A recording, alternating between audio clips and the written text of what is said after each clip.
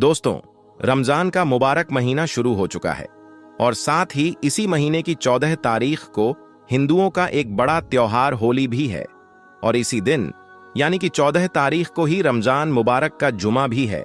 बस इसी बात को देखते हुए उत्तर प्रदेश के मुख्यमंत्री योगी आदित्यनाथ ने रमजान को लेकर अपनी तरफ से एक एडवाइजरी जारी की है और अपने 5 खास नए नियम बनाए हैं जिनके बारे में जानना हर मुसलमान के लिए बहुत जरूरी है। आज हम आपको इसी के बारे में बताने वाले हैं कि रमजान को लेकर उत्तर प्रदेश के मुख्यमंत्री योगी आदित्यनाथ ने क्या बड़ा बयान दिया है और 5 ऐसे कौन से खास नए नियम बनाए हैं जिनको लेकर योगी सरकार ने अपने आला अधिकारियों को सख्त निर्देश दिए हैं। जानकर यकीनन आप भी हैरान रह जाओगे, इसलिए आज का यह वीडियो आप सभी के लिए बहुत खास है। आप इस वीडियो को आखिर तक जरूर देखें और आप सबसे यह गुजारिश है कि आप इस वीडियो को लाइक करें या ना करें, मगर मेहरबानी करके इसे शेयर जरूर कर दें ताकि और भी मुसलमानों के पास में यह वीडियो पहुंच जाए। तो चलिए दोस्तों, शुरू करते हैं। दोस्तों, जैसा कि आप सभी को मालूम होगा कि उत्तर प्रदेश के मुख्यमंत्री योगी आदित्यनाथ को मुसलमानों के खिलाफ अजीबोगरीब बयान देने के लिए खास जाना जाता है। जब से उत्तर प्रदेश में योगी सरकार बनी है, तब से लेकर अब तक जितने भी मुसलमानों के त्योहार आई हैं, हर बार यही संशय बना रहता है। इस बार पता नहीं योगी सरकार की क्या एडवाइजरी जारी होगी। इस बार इस त्योहार को मनाने की हमें इजाजत मिलेगी या नहीं मिलेगी, हर बार यही संशय बना रहता है। योगी सरकार ने पहले मुहर्रम, फिर बकरा ईद, फिर ईद और अब रमजान को लेकर अपनी एडवाइजरी जारी की है और अपने 5 खास नए नियम बनाए हैं और अपने आला अधिकारियों से कहा है कि वो रमजान के महीने में इन 5 नियमों का सख्ती के साथ में पालन करवाएं और अगर कोई इनकी पालना नहीं करता है तो उन पर कड़ी से कड़ी कार्रवाई की जाए। नंबर 1, भीड़ इकट्ठा ना होने पाए। दोस्तों, योगी सरकार ने अपने आला अधिकारियों को पहला सख्त निर्देश तो यह दिया है कि इस बार रमजान के महीने में कोई भी सड़कों पर भीड़ इकट्ठा ना करने पाए, यानी कि एक जगह पर भीड़ इकट्ठा करके न खड़े होने पाए। और खास करके 14 मार्च 2025 के दिन इस बात का विशेष ध्यान रखा जाए, क्योंकि 14 मार्च के दिन हिंदुओं का बड़ा त्योहार होली भी है और साथ ही मुसलमानों की रमजान मुबारक का जुमा भी है, यानी कि 14 मार्च के दिन जुमा की नमाज भी पढ़ी जाएगी। इसलिए इस दिन आप इस बात का खास ध्यान रखें कि कोई भी इस दिन भीड़ इकट्ठा करके ना खड़े होने पाए।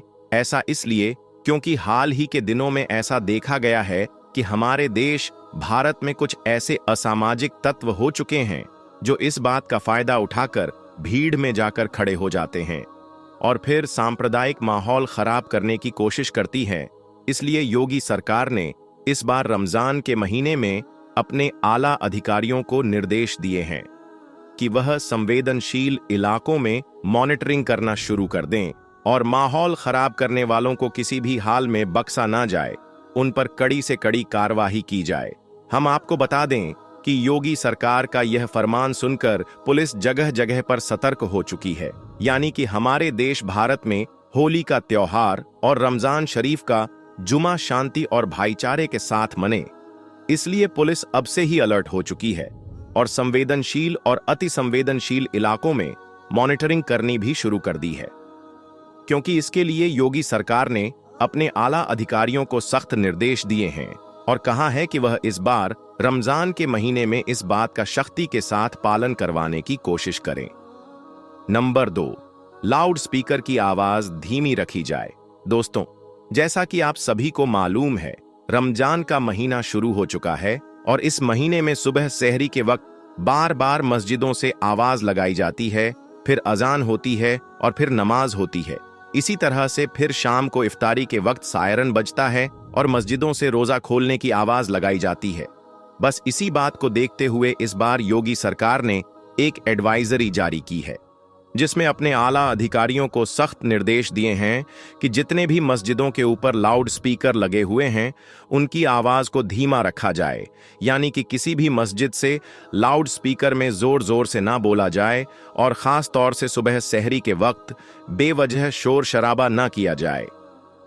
इस बात को लेकर योगी सरकार ने अपने आला अधिकारियों को सख्त निर्देश दिए हैं कि वह इस बार रमजान के महीने को लेकर किसी भी तरह की कोई अनदेखी न करें और इस नियम का सख्ती के साथ में पालन करवाया जाए।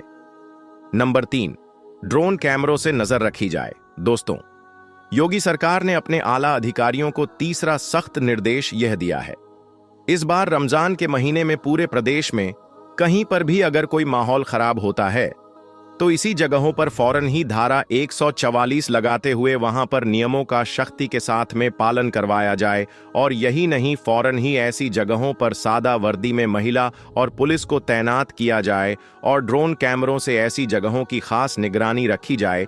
इसका मतलब यह है कि इस बार रमजान के महीने में योगी सरकार ने अपने आला अधिकारियों को यह सख्त निर्देश दिए हैं कि इस बार रमजान के महीने में ड्रोन कैमरों से लोगों पर नजर रखी जाए और जगह जगह पुलिस को तैनात किया जाए ताकि कहीं पर भी कोई सांप्रदायिक माहौल खराब ना हो सके।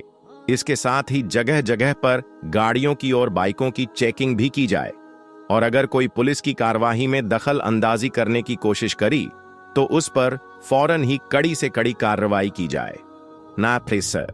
इसके अलावा योगी सरकार ने अपने बयान में यह भी कहा है कि इस बार रमजान के महीने में कोई भी मुसलमान मस्जिद के बाहर यानी कि सड़क पर खड़े होकर नमाज ना पढ़ने पाए, यानी कि सिर्फ मस्जिद के अंदर ही नमाज पढ़ी जाए। अगर पहली बार में लोग ज्यादा हो रही हैं तो 2 बार में करके नमाज पढ़ ली जाए, लेकिन मस्जिद के अंदर ही पढ़ी जाए, बाहर सड़कों पर नमाज ना पढ़े। इसके लिए जितनी भी बड़ी बड़ी मस्जिदें हैं उनके आगे पुलिस की तैनाती रखी जाएगी ताकि किसी भी तरह का कोई माहौल खराब ना होने पाए। नंबर 4, सोशल मीडिया पर निगरानी रखी जाए। दोस्तों, योगी सरकार ने इस बार रमजान के महीने में अपने आला अधिकारियों के लिए चौथा फरमान यह जारी किया है कि वह इस बार रमजान के महीने में सोशल मीडिया पर 24 घंटे खास निगरानी रखें। कोई भी रमजान के महीने में सोशल मीडिया के जरिए से किसी भी तरह की कोई अफवाह ना फैलाने पाए, यानी कि कोई भी सोशल मीडिया पर किसी भी तरह की कोई आपत्तिजनक पोस्ट ना करने पाए। और खास करके 14 मार्च के दिन इस बात का खास ध्यान रखा जाए क्योंकि उस दिन हिंदुओं का बड़ा त्योहार होली है और मुसलमानों की रमजान का जुमा भी है। इसलिए इस बार कोई भी सोशल मीडिया पर गलत पोस्ट डालता है, अफवाह फैलाता है तो उस पर कड़ी से कड़ी कार्रवाई की जाए। और यही नहीं, इसके अलावा योगी सरकार ने अपने आला अधिकारियों को यह भी सख्त निर्देश दिए हैं कि जो लोग भड़काऊ बयान देते हैं ऐसे शरारती तत्वों के साथ जीरो टॉलरेंस भी अपनाई जाए। ऐसे लोगों पर खास नजर रखी जाए और फिर उन पर कड़ी से कड़ी कार्रवाई की जाए और सोशल मीडिया पर 24 घंटे खास निगरानी रखी जाए। कोई भी शख्स रमजान और होली के मौके पर कोई अफवाह ना फैलाने पाए और ना ही कोई आपत्तिजनक पोस्ट करने पाए, यानी कि माहौल खराब करने की कोशिश करने वालों पर खास नजर रखी जाए और फिर ऐसे लोगों पर कड़ी से कड़ी कार्रवाई की जाए। नंबर 5, धर्म गुरुओं से खास अपील भी की है। दोस्तों, इस बार रमजान के महीने को लेकर योगी सरकार ने मुस्लिम धर्म गुरुओं से भी खास अपील की है कि वह मुसलमानों को इस बारे में समझाएं। बस इसी बात को देखते हुए फिर लखनऊ में मौजूद इस्लामिक सेंटर ऑफ इंडिया के चेयरमैन और ईदगाह के मौलाना खालिद रशीद फिरंगी मोहल्ली ने भी मुसलमानों के लिए एक एडवाइजरी जारी की है। मौलाना रशीद फिरंगी ने मुसलमानों से अपील की है कि आप रमजान के इस मुबारक महीने में नेक और अच्छे अच्छे काम करें और अपने लिए, अपने देश भारत की सलामती के लिए और आपसी भाईचारे के लिए अल्लाह ताला से दुआ करें। साथ ही मौलाना रशीद फिरंगी ने मुसलमानों से सहरी के वक्त यानी कि सुबह के वक्त बेवजह शोर ना करने की भी अपील की है ताकि आपके पड़ोसियों और आपके मोहल्ले वालों को किसी भी तरह की कोई परेशानी ना हो, यानी कि उनका पूरी तरह से ख्याल रखा जाए। इसके अलावा मौलाना रशीद ने मुसलमानों से यह भी अपील की है कि रमजान का महीना बहुत मुबारक और बाबरकत महीने को इबादत में गुजारे सहरी के लिए बार बार माइक में ऐलान ना किया जाए। साथ ही सुबह के वक्त किसी भी तरह का कोई शोर शराबा ना किया जाए। इसके अलावा नमाजी अपनी गाड़ियों को उसी जगह पर ही खड़ी करें जिस जगह को पार्किंग के लिए मुकर्रर किया गया है, जिसकी वजह से किसी भी आने जाने वाले को कोई परेशानी ना हो। इसके अलावा मौलाना रशीद फिरंगी ने यह भी कहा है कि रमजान के महीने में बड़े पैमाने पर रोजा इफ्तार पार्टियां रखी जाएं। उनमें खास तौर पर गरीबों को शामिल किया जाए और यही नहीं, अपने माल का जो हिस्सा है वह गरीबों में बांटा जाए।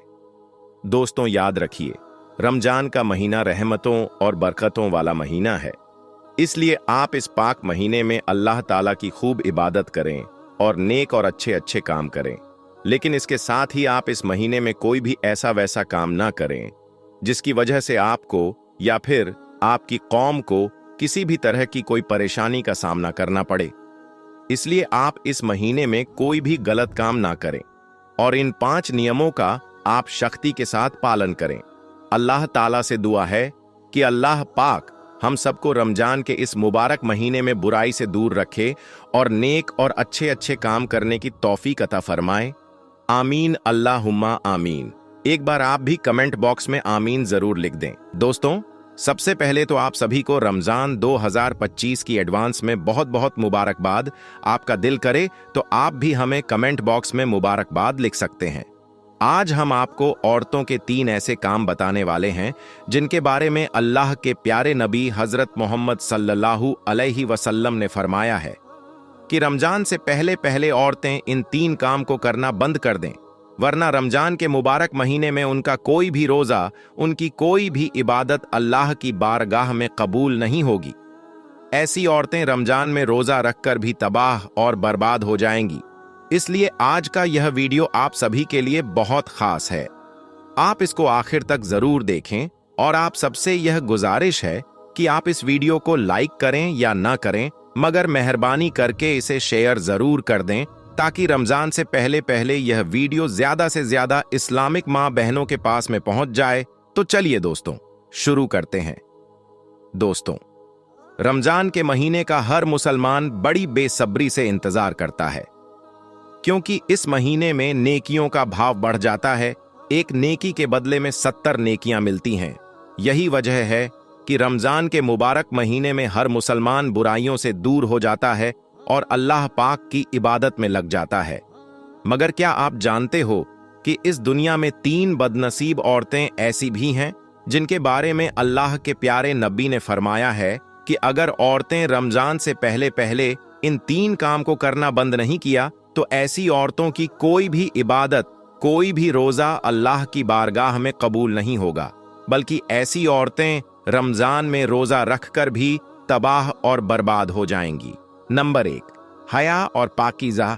दोस्तों, प्यारे नबी ने फरमाया है कि रमजान के आने से पहले पहले हर औरत पर यह लाजिम है कि वह बेहयाई को छोड़ दे और अपने किरदार के अंदर हया और पाकीज़ा को शामिल कर लें। याद रखें, रमजान सिर्फ खाने पीने से रुकने का नाम ही नहीं है, भूखा प्यासा रहने का ही नाम नहीं है, बल्कि दिल, नजर और जुबान की पाकीज़गी भी है। अगर कोई औरत रमजान के मुबारक महीने में भी पर्दे से गाफिल रहती है, अपनी जबान को बेहुदा बातों से नहीं रोकती है, अपनी नजरें झुकाने के बजाय दूसरों को देखने में मसरूफ रहती है, तो समझ लो कि शैतान ने ऐसी औरत के दिल में वसवसे डाल दिया है। अल्लाह ताला ने खुद इरशाद फरमाया है कि बेशक जो लोग पाकीज़गी इख्तियार करते हैं उनसे बहुत ज्यादा मोहब्बत करता है। इसका मतलब यह है कि अगर कोई औरत रमजान के मुबारक महीने में भी अपनी हया को महफूज नहीं रखती है, अपनी गैरत को महफूज नहीं रखती है, तो ऐसी औरत की कोई भी इबादत रमजान में कबूल नहीं होगी, बल्कि ऐसी औरत रमजान में रोजा रखकर भी तबाह और बर्बाद हो जाएगी। अल्लाह के प्यारे नबी ने इरशाद फरमाया है कि हया ईमान का हिस्सा है और अगर औरत की हया खत्म हो गई तो फिर उसका ईमान भी खतरे में पड़ सकता है। याद रखें, हया वो रोशनी है जो औरत के किरदार को चमका देती है और बेहयाई वो अंधेरा है जो उसके नसीब को बर्बाद कर देती है। क्योंकि औरत की सबसे बड़ी इज्जत ही उसकी पाक दामनी है और एक मर्द की सबसे बड़ी जिम्मेदारी है अपनी बीवी की हिफाजत करना। दोस्तों, इस वक्त आप इंस्टाग्राम खोलकर देखें, आप खुद समझ जाओगे कि आज कितनी मुसलमान बहनें इस दलदल में फंसी हुई है और अपनी आखिरत को बर्बाद कर रही है। एक जमाने की बात है, एक औरत अपनी हया और पाकीज़गी से बहुत ज्यादा मशहूर थी, मगर उसका इम्तिहान अभी बाकी था। उसका शौहर एक ताजिर था जो हर वक्त सफर में रहता था। वह औरत अकेली अपने रब के साए में अपनी जिंदगी गुजार रही थी। वह जब भी बाजार से गुजरती तो लोग उसकी इज्जत की कस्में खाया करते थे। इस कदर वह नेक दिल औरत थी, क्योंकि उसे पता था कि एक औरत की इज्जत उसकी चादर में नहीं बल्कि उसकी नीयत में होती है। अगर नीयत पाक साफ हो तो फिर दुनिया का कोई भी तूफान उसे गिरा नहीं सकता है। लेकिन याद रखें, आजमाइश हमेशा पाकीज़ा दिलों पर ही आती है। एक दिन एक जालिम हाकिम की नजर इस औरत पर पड़ गई। वह इसके हुस्न से नहीं बल्कि इसकी हया से मुतासिर हुआ, इसलिए वह इसे देखते ही इस पर फिदा हो गया, क्योंकि वह जानता था कि जो चीज दुनिया में कामयाब है वह चीज सबसे ज्यादा कीमती है। इसके बाद उस जालिम हाकिम ने हर तरह से उस औरत को खरीदने की कोशिश की। दौलत, ताकत, वादे और यहां तक कि धमकियां भी दी, मगर वह औरत तो एक चट्टान की तरह मजबूत रही। वह जानती थी कि जो औरत दुनिया के खौफ से झुक जाए वह अल्लाह के यहां पर बुलंद नहीं हो सकती है, और जो औरत अल्लाह के खौफ में जीना सीख लेती है तो फिर यह दुनिया उसके कदमों में गिरने पर मजबूर हो जाती है। इसलिए फिर जब यह औरत उस जालिम हाकिम के झांसे में नहीं आई तो उस जालिम हाकिम ने उस औरत को कैद करने का हुक्म दे दिया, मगर यह औरत फिर भी टस से मस नहीं हुई और बार बार इनकार करती रही। इस तरह से फिर यह औरत उस जालिम हाकिम के कैद खाने में कैद हो गई। फिर ऐसे ही करते करते दिन गुजरता रहा, लेकिन इसने कभी भी अपनी इज्जत पर कोई आंच आने नहीं दी। लेकिन अब कैद में रहने की वजह से उस औरत का जिस्म बहुत कमजोर हो गया था। उसका चेहरा मुरझा गया था, लेकिन उसकी रूह चमक रही थी। उसका चेहरा स्याह हो गया था, मगर उसकी रूह 14वीं के चांद की तरह चमक रही थी। आखिरकार फिर इस औरत के सब्र ने उस जालिम हाकिम को टूटने पर मजबूर कर दिया और उसने इसे कैद से रिहा कर दिया। अब जब वह औरत कैद से रिहा हुई तो उसे देखकर लोग हैरान रह गए और सोचने लगे कि एक कमजोर औरत ने किस तरह से एक ताकतवर हाकिम को शिकस्त दे दी। फिर वह औरत कैद से बाहर आकर मुस्कुराई और कहने लगी, ए लोगों, औरत की सबसे बड़ी ताकत उसका हुस्न नहीं बल्कि उसकी हया होती है, और जिस औरत ने अपनी हया भेज दी उसके पास में फिर कुछ भी ना बचा। औरत की सबसे कीमती चीज इज्जत होती है। जो औरत इसे खो देती है तो वह बर्बाद हो जाती है, और अगर कोई औरत इसे बचा लेती है तो वह बादशाहों से भी ज्यादा कीमती हो जाती है। नंबर 2, जुबान की हिफाजत। दोस्तों, अल्लाह के प्यारे नबी ने फरमाया कि औरत के लिए दूसरी जरूरी चीज यह है कि रमजान के आने से पहले पहले हर औरत के लिए यह भी लाजिम है कि वह अपनी जबान की हिफाजत करे, यानी कि रमजान से पहले पहले बदजुबानी को छोड़ दे। याद रखें, रमजान में जबान का रोजा करना भी जरूरी है, क्योंकि रमजान न सिर्फ जिस्म बल्कि दिल और जुबान को भी पाक साफ करने के लिए आता है।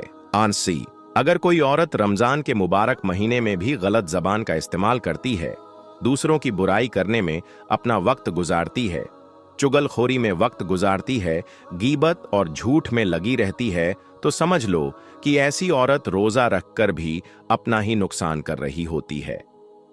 अब जरा आप सोचिए कि अगर कोई औरत अपने रोजे के दौरान अपनी जुबान की हिफाजत ना कर सकी तो क्या ऐसी औरत अल्लाह की रहमत के मुश्ताक होगी?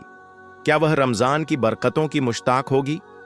हरगिज नहीं, क्योंकि जो औरत रमजान के मुबारक महीने में भी अपनी जुबान की हिफाजत ना कर सकी, उसकी जुबान से लगातार वो अल्फाज निकलते रहे जो दूसरों को तकलीफ दे रही थी, जो रिश्तों में दरार डाल रही थी, तो क्या ऐसी औरत कामयाब हो सकती है?